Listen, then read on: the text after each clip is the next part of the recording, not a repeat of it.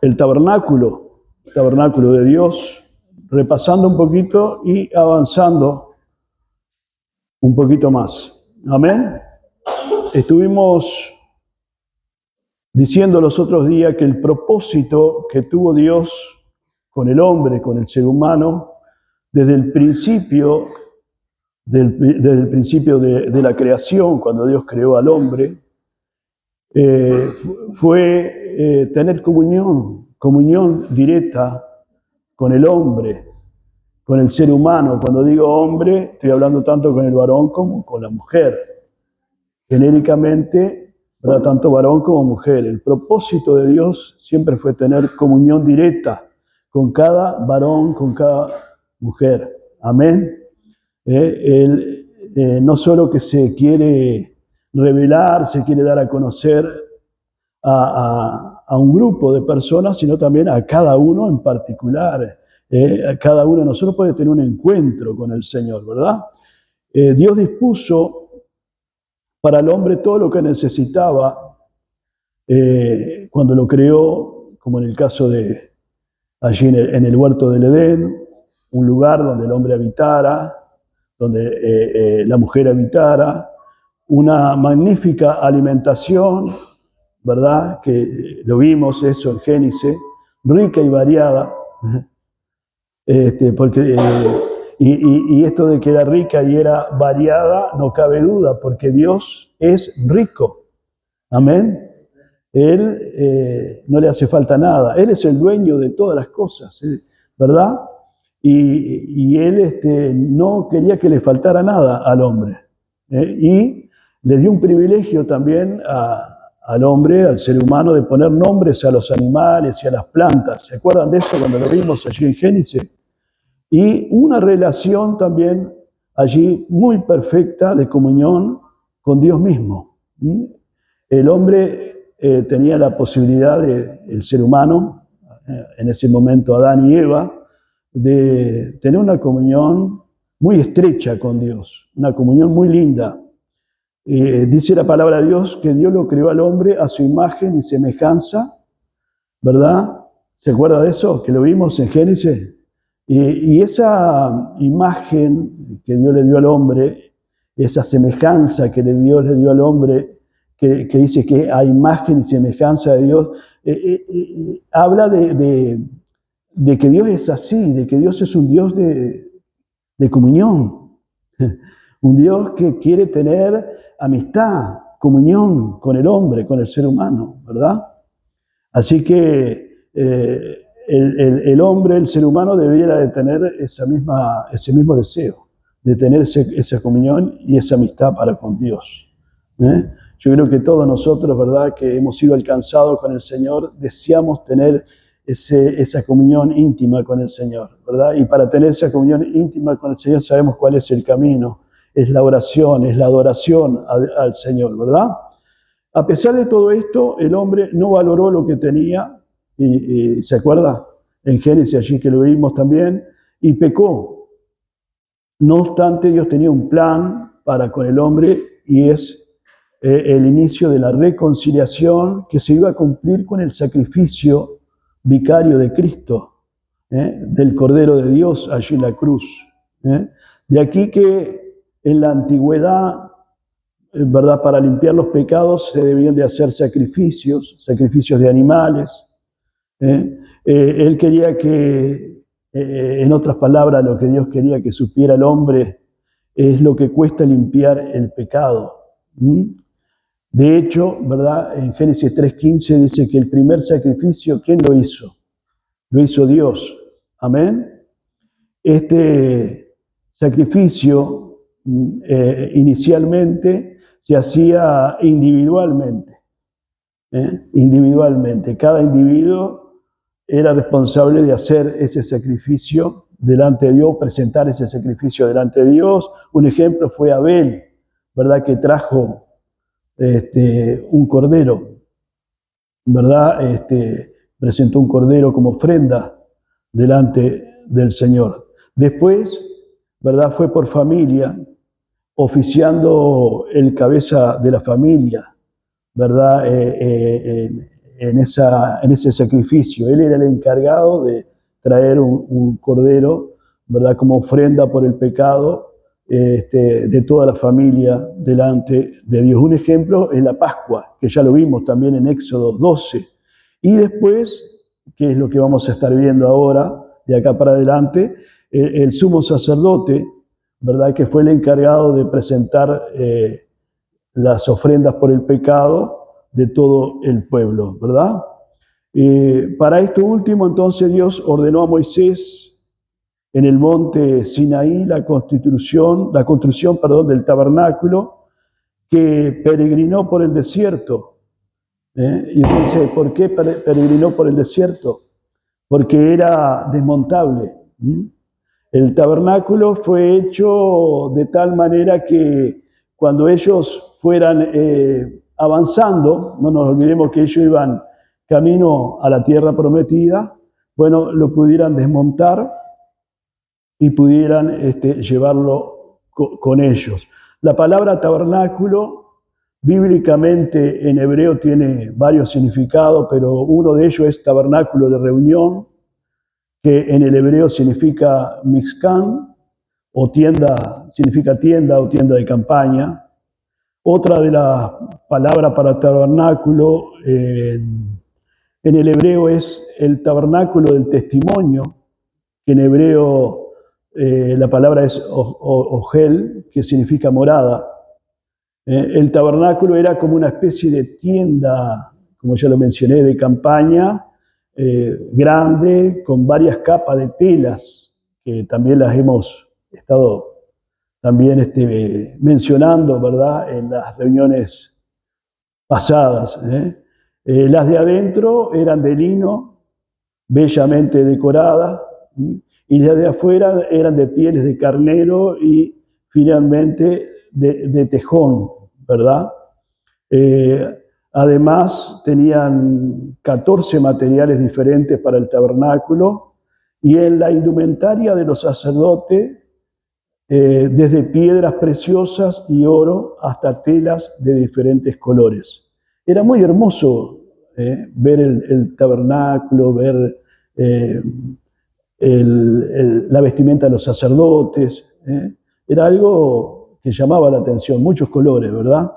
Estuvo funcionando desde el año 1941 antes de Cristo hasta aproximadamente el año 1012, el tabernáculo antes de Cristo. Y el propósito que quería Dios con la construcción del tabernáculo, como ya lo mencionamos, era habitar en medio de su pueblo.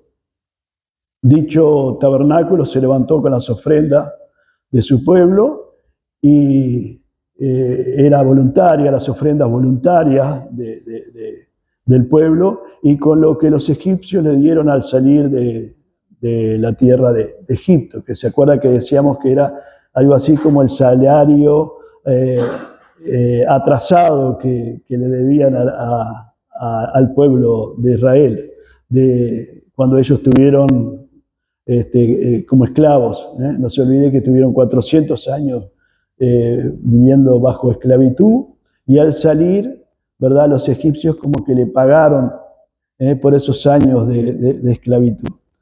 Así que con todo eso ellos levantaron el tabernáculo de Moisés. Dos cosas importantes que encontramos en el tabernáculo de Moisés son los objetos que señalan, ¿verdad?, a Jesús proféticamente. Muchos de los objetos que hay allí están apuntando a Jesús, que habría de aparecer en el tiempo. En su construcción, Dios mismo fue, digamos, su arquitecto, quien le dio las ideas a Moisés, se las transmitió a Moisés, ¿verdad? Y con gente que Dios mismo preparó, gente muy preparada, fueron los que erigieron el tabernáculo que estamos mencionando. Símbolos del tabernáculo de Moisés, bueno, vemos ahí en Éxodo capítulo 25 que hay algunos metales que los mencionamos también, el oro, la plata, el bronce. El oro habla de la divinidad, la plata habla de redención o de pago, redención significa pago. El bronce habla de sufrimiento y habla también de juicio, ¿verdad? Y hay colores, y los colores, ¿verdad? Que encontramos allí, hay 4 colores muy importantes y están relacionados, algunos dicen, con los evangelios. Y bueno, por ejemplo, presentan a Jesús estos colores de una manera distinta. Por ejemplo, Mateo, en el Evangelio de Mateo, Jesús es presentado como el rey. El púrpura que se usó acá en el tabernáculo justamente apunta a Jesús como rey. En Marco, Jesús es visto como el hombre perfecto. Bueno, el lino, el blanco, ese que se usó, el lino fino ese, ¿verdad? Está apuntando a Jesús también entonces como el hombre perfecto que lo va a desarrollar muy bien, o se va a desarrollar muy bien en el Evangelio de Marco, ¿verdad? No nos olvidemos que los evangelios es como una biografía de Jesús y cada uno de los evangelios presenta, ¿verdad? Hay una faceta de Jesús que se ve acá ya de una manera anticipada en el tabernáculo, ¿verdad? Lucas, por ejemplo, habla de Jesús como el Salvador y justamente el carmesí o el escarlata que encontramos acá en el tabernáculo nos habla de la sangre redentora de Cristo, nos habla del sacrificio. Bueno, Lucas habla mucho de la cruz, habla mucho del sacrificio de Cristo. Juan presenta a Jesús como el Hijo de Dios. Bueno, el azul que se usa también en el tabernáculo nos habla del cielo, de donde vino Jesús. No nos olvidemos que Jesús no solamente era hombre, sino también era Dios, 100% Dios y 100% hombre. Hay materiales acá que encontramos en el tabernáculo, como el pelo de cabra. Algunos dicen que apunta a Jesús como en el ministerio de profeta. Las pieles de carnero teñidas de rojo hablan de la sangre derramada en la cruz por Jesús. Las pieles de tejones, que no eran muy lindas, las pieles de tejón eran como algo no muy lindo, hablan de la fealdad del pecado. La madera de acacia que se usó, que era una madera bastante buena, duradera, habla de la carne incorruptible. El aceite para la lámpara habla de la unción. Las especias para el aceite de la unción habla de adoración. Las piedras que encontramos en los sacerdotes, ónice y otras piedras de engaste del pectoral, hablan de la iglesia, hablan del cuerpo de Cristo, que no es otro que la iglesia misma, es decir, todos nosotros, los que componemos la iglesia. El tabernáculo estaba formado por una cerca, lo veíamos los otros días, de forma rectangular, y el santuario propiamente dicho componía 3 partes: el lugar santo, el atrio y el lugar santísimo. Dicho de una forma ordenada, lo primero que uno encontraba es el atrio, que es la parte de afuera, ¿verdad? Donde estaba el altar del sacrificio y donde estaba la fuente. Después el lugar santo, ¿verdad? Que hay un velo para que traspasar para llegar hasta el lugar santo, que es donde también oficiaba el sacerdote. Estaba el candelero, o el candelabro, ¿verdad? Estaba el altar del incienso. Y más adentro había que pasar otro velo, ¿verdad? Que se pasaba para el lugar santísimo. que era donde estaba el arca. El arca. El tabernáculo también simboliza al hombre o al ser humano en sus tres facetas: el atrio, el cuerpo; el lugar santo, el alma; y el lugar santísimo, el espíritu. No se olvide que nosotros somos tripartitos, ¿verdad? El cuerpo, que es esta caja que todos podemos ver, ¿verdad? Y más adentro que tenemos el alma y el espíritu. El tabernáculo bien puede simbolizar también el cuerpo o el ser humano en su conjunto, ¿verdad? Espíritu, alma y cuerpo. El lugar en el atrio, o ese recinto abierto que estábamos hablando, que es lo primero que encontramos, se encontraba el altar del holocausto o del sacrificio y el lavacro. El altar del holocausto o de sacrificio era un altar portátil. En realidad todo el tabernáculo era portátil, como decíamos, ¿no? Anteriormente. No nos olvidemos que ellos iban caminando hacia la tierra prometida. Ellos iban avanzando poco a poco, y cada vez que avanzaban, levantaban el tabernáculo y todos los implementos del tabernáculo. Era un altar portátil, el holocausto, el altar del holocausto, hecho de madera, cubierto de bronce, donde se llevaban a los animales para sacrificarlos a Jehová o a Dios. Estos animales pagaban con su vida por los pecados de sus amos, los hombres. Había varias clases de ofrendas según el pecado que se cometiera. Era lo primero que se veía al pasar la puerta del atrio, aquella puerta que daba paso a la primera entrada o al primer espacio que se llamaba el atrio. Esa puerta también era una puerta preciosa también, muy bien preparada. El altar del holocausto entonces simboliza o representa el sacrificio de Cristo, o representa la sangre del Cordero de Dios, la sangre de Jesús. Amén. Que perdona nuestros pecados, como dice Efesios, el apóstol Pablo a los Efesios en el capítulo 1, verso 7. Esa sangre que nos limpia de nuestros pecados, como dice también Juan en su primera carta, en el capítulo 1. Esa sangre que nos justifica de nuestros pecados, como dice Pablo a los Romanos en el capítulo 5, verso 9, que dice que estamos justificados, pues por la fe tenemos paz para con Dios por medio de nuestro Señor Jesucristo. Por medio del derramamiento de su sangre ahora tenemos paz para con Dios. Y lo otro que encontramos allí, como decía anteriormente, ¿verdad?, era el lavacro. Su base era de bronce y era para que los sacerdotes se lavaran los pies y las manos.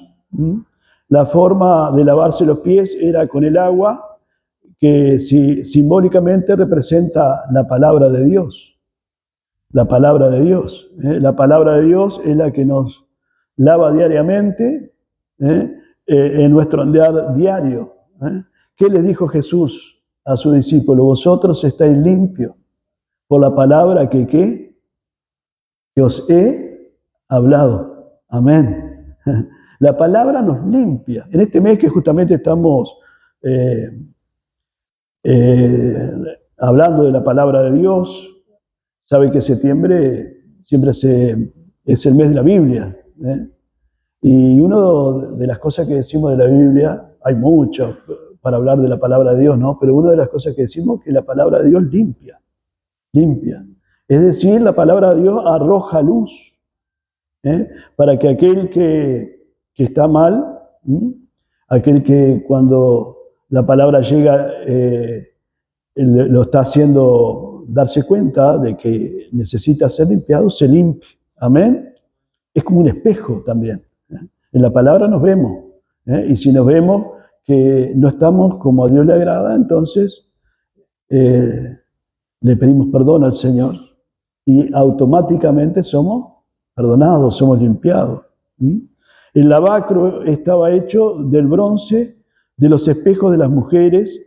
Esto quiere decir que la misma palabra de Dios nos muestra como un espejo, cómo somos, cómo estamos. Amén.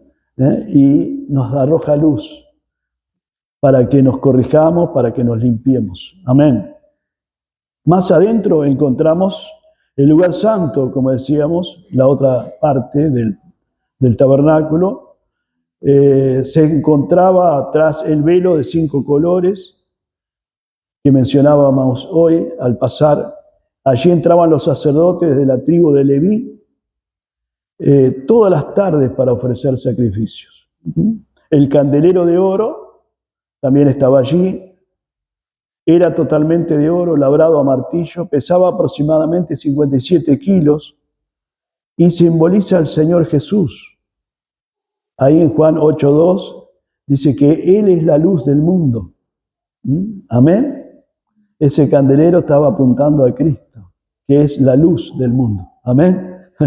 Gloria a Dios. Bendito sea el Señor. También allí se encontraban los panes de la proposición, la mesa para los panes de la proposición era de madera de acacia, cubierta de oro, representa a Cristo como el pan de vida. Juan 6:35 también habla de que Jesús es el pan de vida. Y también representa los sufrimientos,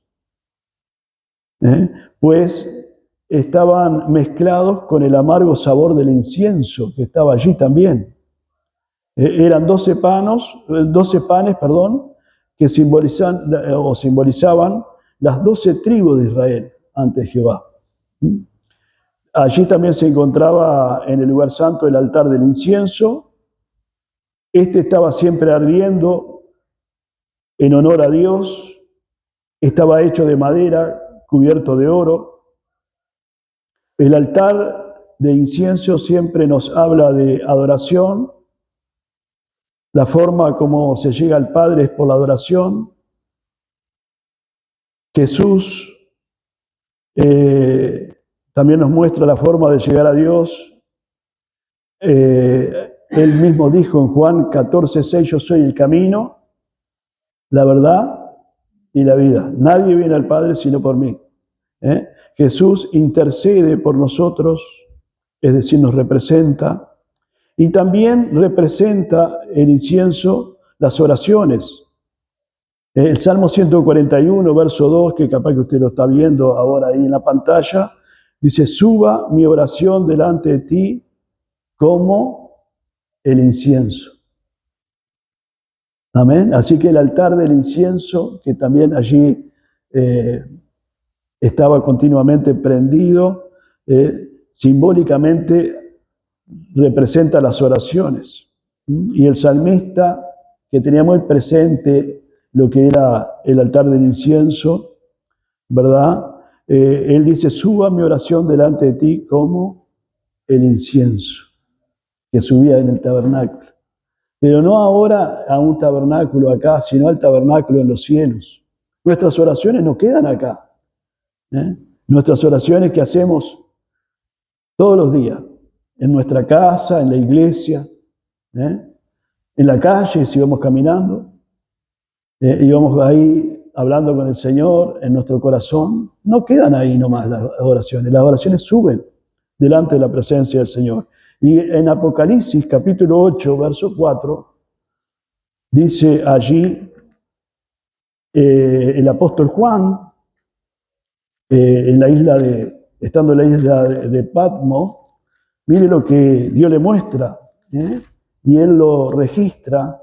Dice el verso 4 del capítulo 8, dice, y de la mano del ángel subió a la presencia de Dios el humo del incienso con las oraciones de los santos. ¿Y esto sabe dónde estaba ocurriendo? En los cielos. Amén. En aquel tabernáculo no hecho de manos que hay en los cielos, no hecho de manos de hombre, como este tabernáculo que ahora estamos viendo nosotros acá en el libro de Éxodo.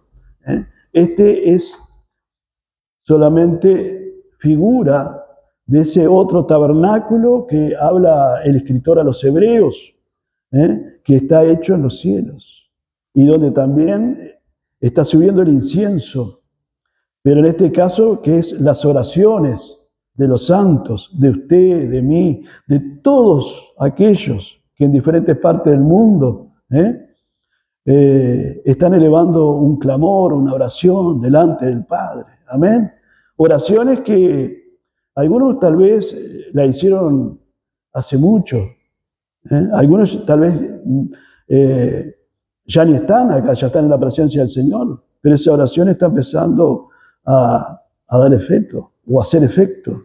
Amén, a cumplirse. Qué tremendo, ¿no?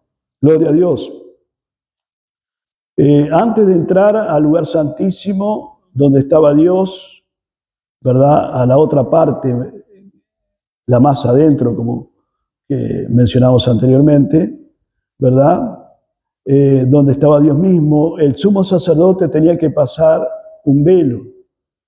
Este velo tapaba la presencia de Dios hasta el tiempo del sacrificio de Jesús, donde el velo del templo dice que se rasgó por la mitad, de arriba a abajo, como dice la palabra de Dios. En Lucas creo que es 23:45. A ver si usted lo encuentra. Lucas 23:45 y lo leemos. Esto pasó cuando Jesús estaba dando su vida en rescate por nuestras vidas. Dice, y el sol se oscureció esa tarde cuando Jesús estaba en la cruz. Y el velo del templo se rasgó por la mitad. Amén. Gloria a Dios.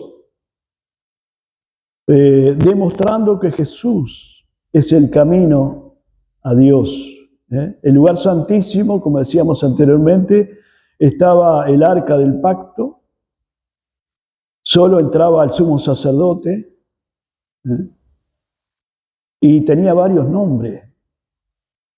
Allí el arca que estaba dentro de ese lugar, el lugar santísimo, era llamada el arca del pacto, pues daba testimonio del pacto de Dios con su pueblo.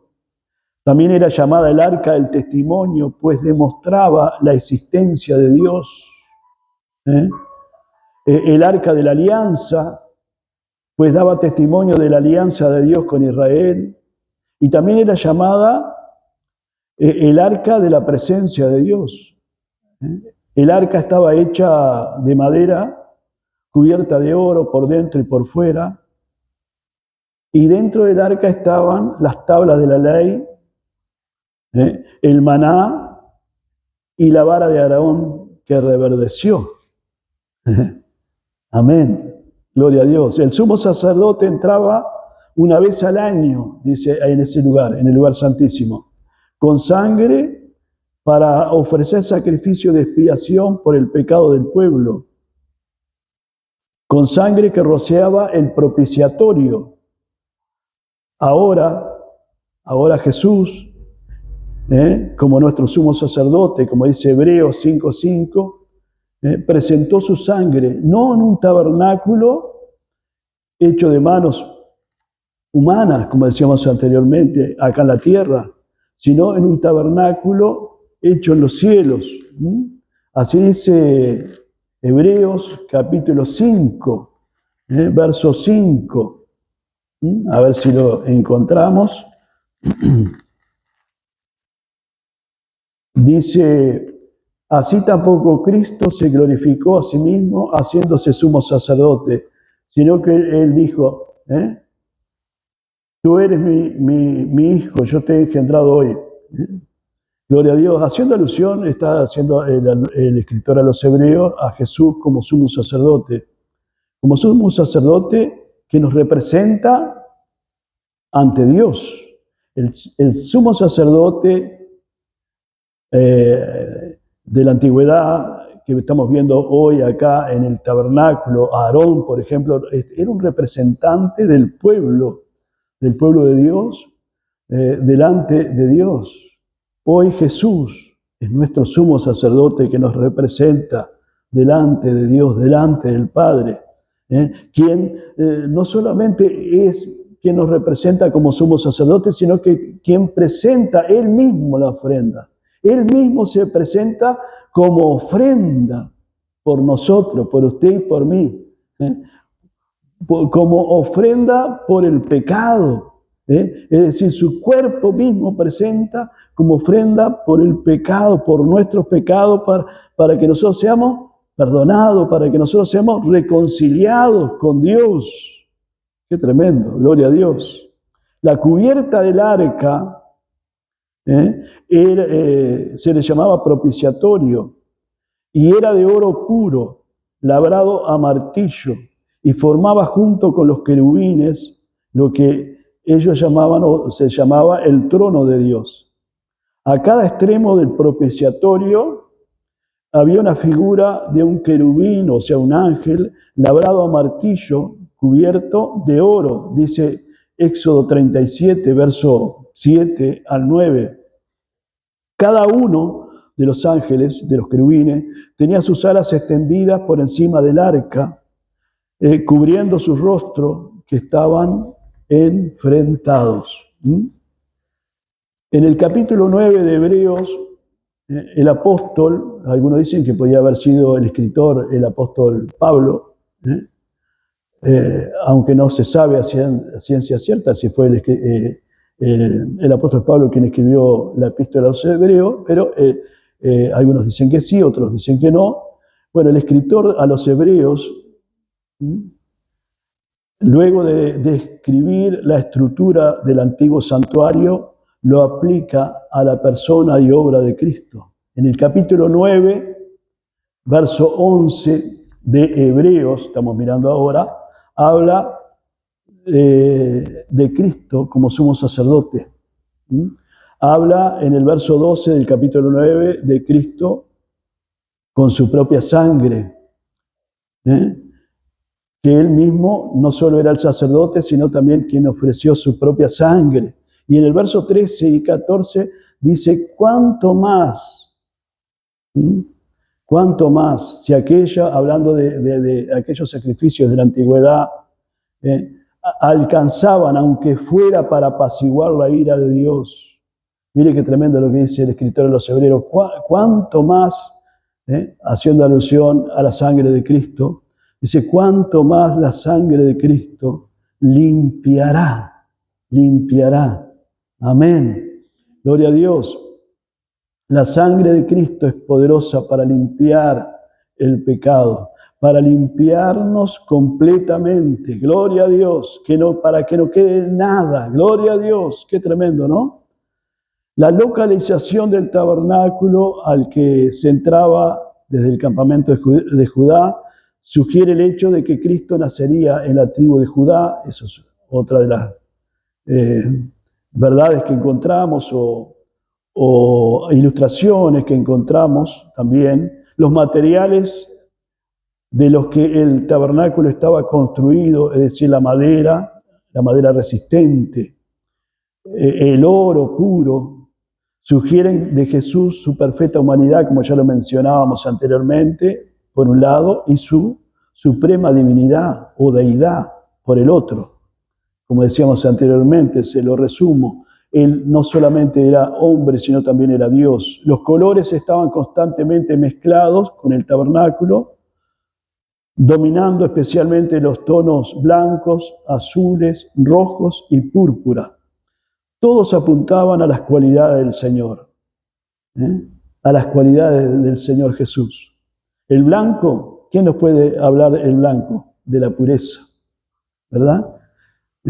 El azul, de su origen. ¿De dónde vino Jesús? Del cielo. Amén. El rojo, de su sufrimiento y de su muerte. Y la púrpura, de su gloria real. Porque Él es rey. Él es Rey para siempre. Amén. Gloria a Dios. Jesús expresó que había venido a cumplir lo dicho acerca de Él para confirmar lo que ellos habían aprendido en la ley, en los profetas y en los salmos. El Señor mismo expresó que había venido para cumplir lo dicho acerca de Él, en la ley, en los profetas, que todavía no llegamos, y en los salmos, es decir, en el Antiguo Testamento. La misma palabra, tabernáculo, dice que fue usada con referencia a Cristo en Juan 1:14. En el original griego, que es el idioma que se escribió el Nuevo Testamento, se traduce como que fue un tabernáculo. Dice ahí, y el Verbo, hablando de Jesús, se hizo carne. En el original dice, y fue un tabernáculo entre nosotros. Jesucristo en carne no solamente es el tabernáculo, fue el tabernáculo donde moraba la presencia de Dios, sino también el arca de Dios, es decir, la misma presencia de Dios entre los hombres, entre nosotros. Amén. Gloria a Dios, qué tremendo, ¿no? Dice, y vimos su gloria, dice ahí. Gloria como la del unigénito del Padre. Amén. Gloria a Dios. Bendito sea el Señor. Vamos a mirar Éxodo 30. El sacerdocio. Éxodo 30 dice, ungirás, verso 30, también a Aarón y a sus hijos, y los consagrarás para que sean mis sacerdotes. Hemos visto algunas de las funciones, obligaciones y actividades de los sacerdotes. De forma especial, el sumo